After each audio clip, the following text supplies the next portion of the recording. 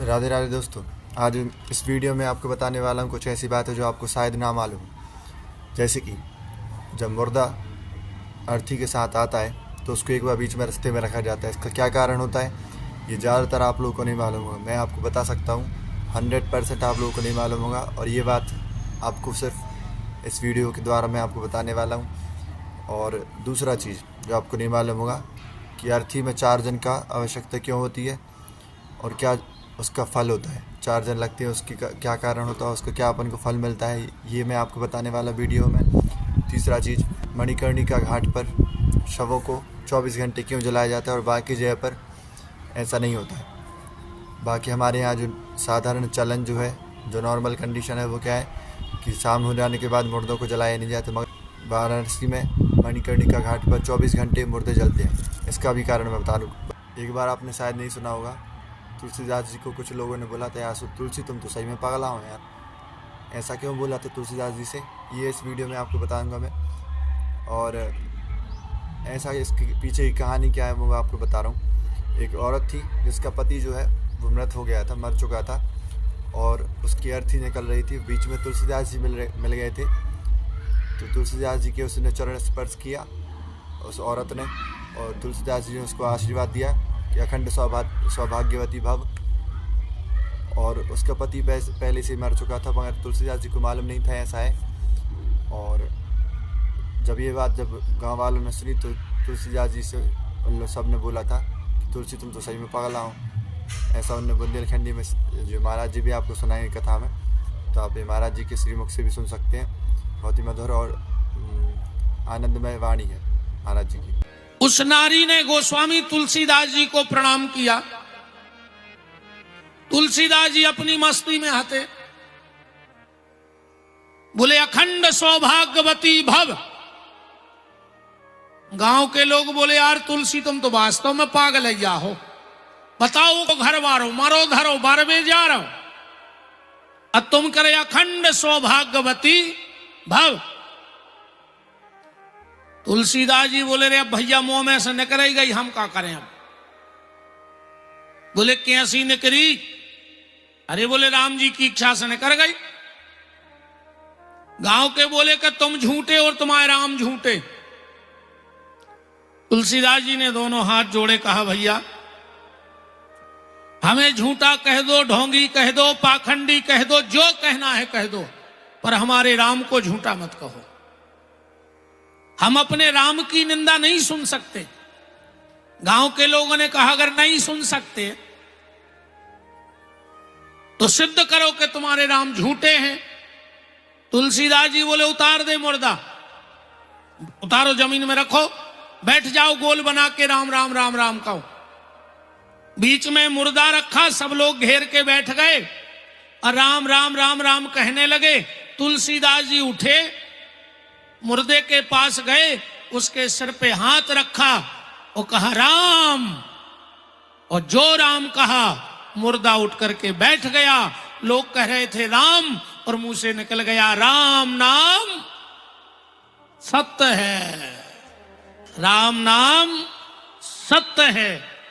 तब से मुर्दा उतरने की परंपरा बन गई। एक दूसरी, श्री शिव महापुराण में कथा आती है, जब भगवान ने सृष्टि बनाई तो इस दुनिया का सबसे पहला नगर बसाया था आनंद वन। सबसे पहला नगर कौन सा बना? आनंद वन। उसी का नाम हुआ अबिरमुख क्षेत्र, और उसी का नाम हुआ आगे चल के काशी। अब फेमस हो गई बनारस। नाम 3 कौन है? पहला आनंदवन, दूसरा अबिरमुख क्षेत्र, तीसरा काशी, और फेमस हो गया बनारस। बनारस फेमस काहे होगा? अमिताभ बच्चन ने पान खा के गाना गा दो कि खाई के पान बनारस वाला, तो सब बनारस बनारस करने लगे। जब भगवान शंकर ने वो अभिर्मुख क्षेत्र बनाया तो माता पार्वती से कहा कि देवी जाओ और तुम अब आनंद वन में रहो। पार्वती ने कहा प्रभु एक शर्त पे। बोले कौन सी शर्त? पार्वती ने कहा भोलेनाथ हम बनारस में तो रहेंगे आनंद वन में, पर हमारी एक शर्त है। बोले कौन सी? बनारस में मरने वाले की अधोगति नहीं होनी चाहिए। भगवान शंकर ने कहा देवी आदमी की गति तो तब ही बनेगी जब आखिरी में उसके कान में भगवान का नाम पड़ जाए। ऐसो कहते भजन करो, कम से कम आखिरी में भगवान ही को नाम न कर जाए मुंह में से। आखिरी में कम से कम भगवान को नाम निकल जाए मुंह से। नहीं ऐसी गत होत है। एक दादा मर रहे थे, 4 हते लड़का। सो दादा होगा बकबंद आखिरी में। सो दादा करे ओ मर गए सो हाथ करके। लड़कों ने कही रे डुकरा है तो कंजूस, क्यों पैसा गड़ाए धरे तो वो अब बताओ चाह रहा हूं तो अब बता पाओ नहीं और मर गाओ। तो तई एक जने खड़े थे, बोले भैया हम एक डॉक्टर को जाना थे, वो 1 लाख को इंजेक्शन लगाऊ थे। आदमी 2 मिनट को बोल जात है।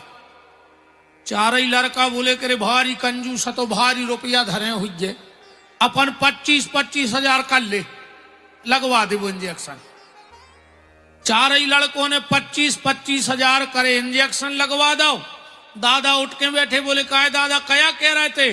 बोले काय रे 4 ही थे ठाणे वो बच गया ना, बहरा खा लो। ओ बाबा मर गए। ऐसे अब ऐसे आदत डारो ना, आखिरी में आदमी जब मरन लगा थे कई तन्ना लड़का को बुला दे, बहू को बुला दे, नाती को बुला दे, दामाद को बुला दे, बिटिया को बुला दे। इनाई को देखत देखत तो मरवे के हो गए। अब पूरे जुराई जैसो का बच जाओ, बताओ पूरे घर के तुम्हें घेरा ही ले सुखा बच जाओ। अरे पूरी जिंदगी इनमें लगे रहे, कम से कम आखिरी समय भगवान को नाम ले ले ना। अंतो मति सो गति, अंत में तुम्हारी जैसी मति रहे वैसा ही गति बन है। कई बार ये माताएं कहते हैं दीदी हमारा लड़का तो बिल्कुल हमारे ससुर पे गाँव है, ससुर पे नहीं गाओ, वो ये लौट आओ, वो नहीं तरो। काजन आती देखा देखा तो मारो तो सुजा को था, फिर आगो मारवे जा को था। आखिरी में प्यारे भगवान का नाम ले डालो, अभी से आदत बनाओ। पार्वती बोली हम कुछ नहीं जानते, अगर आपको हमें बनारस में रखना है तो आपको यह वचन देना पड़ेगा कि बनारस में मरने वाले की गति हो जाएगी। भगवान शंकर ने कहा चलो देवी अब हम तुम्हें वचन देते हैं, बनारस में जो भी मरेगा, वाराणसी में जो भी मरेगा उसके कान में मैं राम कहूंगा। इसलिए रामायण उठा के पढ़ना लिखा है काशी मरत जंतु अब लोकी। कोई जीव जंतु भी बनारस में प्राण त्याग देवे तो उसकी गति हो जाती है। अच्छा मरवे को कौन टाइम है नहीं, मरवे को कोई टाइम नहीं है। ऐसे शंकर जी 24 घंटा भजन करत हैं बैठे बैठे, राम राम राम राम राम राम राम राम राम राम राम राम राम राम। अब क्या पता को कब मार जाए। और जो भी रामायण में लिखो है तुम पुनि नाम राम दिन राति जपहु अनंग, 24 घंटा राम राम। ब्रह्मा विष्णु प्रकट हो गए, बोले भोलेनाथ बनारस में मरवे वारे तो भगवान के धाम चले जे, अब बनारस के बाहर जे को मर है वो कहां जे, ये को दमोह जिले में मर जे वो कहां जे। भाई बनारस वालों को तो सील ठप्पा लग गओ, अब दमोह जिले में मरवे वारे कहां जे। वैसे नरक हो तो कोई जा नहीं रहो, तुम्हारे दमोह जिले से, दमोह जिलो लगत ना, दमोह जिले से एक आदमी नरक नहीं गओ बेटा। और गाँव हो तुम हमारी बात झूठी कर दे, हम आज ऐसे कथा बंद कर दें, वचन दे रहे सिद्ध कर दे तुम के तुम्हारे दमोह जिले से एक आदमी नरक गाँव है।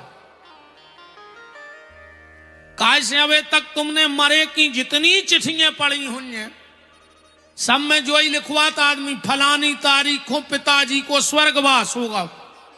जैसे ये स्वर्ग की सीट पे बैठा के कार्ड छपवावे न गए हुए कि दादा तुम्हें तो बैठ गयो हम अब कार्ड छपवा दें।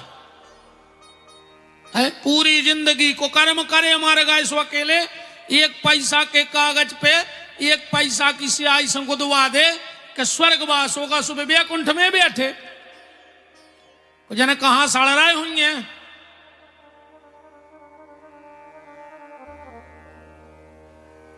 स्वर्गवास होगा।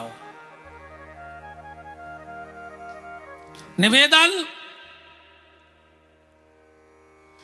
पर भगवान शंकर से ब्रह्मा विष्णु ने कहा तो ब्रह्मा विष्णु ने कहा शिव जी बोले तो जाओ हम तुम लोगों को भी एक वरदान देते हैं। बोले क्या?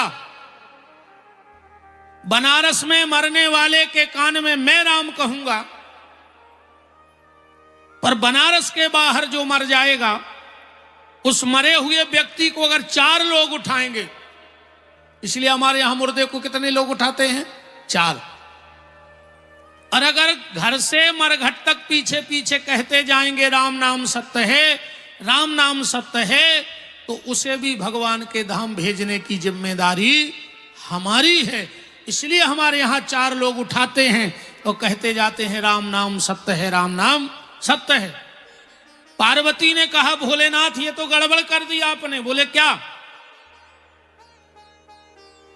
अब फिर हमारे बनारस में और दुनिया में क्या अंतर रह जाए? कुछ एक ऐसा नियम बनाओ जो पूरी दुनिया में सिर्फ हमारे घर में हो और कहीं ना हो।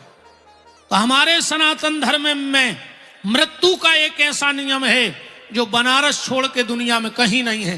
हो तो आप बताना।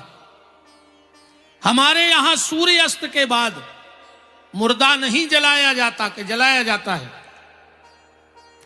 पर बनारस में मणिकर्णिका घाट पर 24 घंटे मुर्दा जलाया जाता है। जो बनारस का मणिकर्णिका घाट देखा होगा, कौन गया है बनारस? जरा हाथ उठाओ। मणिकर्णिका घाट देखा है? वहां 24 घंटे मुर्दा जलता है कि नहीं जलता? ना दिन ना रात वहां कुछ नहीं जोड़ा जाता। ये नियम अलग से भगवान शंकर ने पार्वती को बना दिया कि सिर्फ तुम्हारे बनारस में ये नियम नहीं चलेगा। वो भी सिर्फ मणिकर्णिका घाट पर, जहां राजा हरिश्चंद्र को टैक्स लगा था रोहितास के लिए।